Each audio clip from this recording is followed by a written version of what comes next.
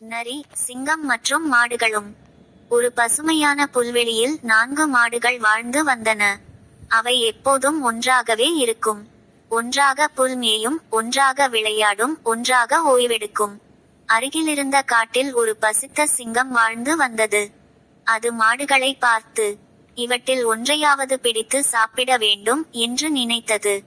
ஆனால் மாடுகள் எப்போதும் கூட்டமாக இருந்ததால் சிங்கத்தால் அவற்றை நெருங்க முடியவில்லை. ஒருநாள் ஒரு தந்திரமான நரி சிங்கத்திடம் வந்து, அரசே, நான் ஒரு யோசனை சொல்கிறேன். இந்த மாடுகளை பிரித்துவிட்டால் எளிதாக பிடிக்கலாம் என்றது. சிங்கம் மகிழ்ச்சியடைந்தது. அடுத்த நாள் நரி மாடுகளிடம் சென்று போய் பேச ஆரம்பித்தது. ஒரு மாட்டிடம், மற்ற மாடுகள் உன்னை பற்றி கெட்டதாக பேசுகின்றன என்றது. ஆனால் மாடுகள் மிகவும் புத்திசாலிகள்.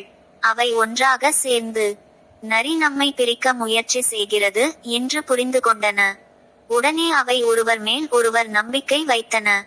சிங்கம் தாக்க வரும்போது 4 மாடுகளும் ஒன்றாக நின்று தங்கள் கொம்புகளை காட்டின. அதை பார்த்த சிங்கம் பயந்து பின்னால் ஓடியது. நரி வெட்கப்பட்டு அங்கிருந்து தப்பித்தது.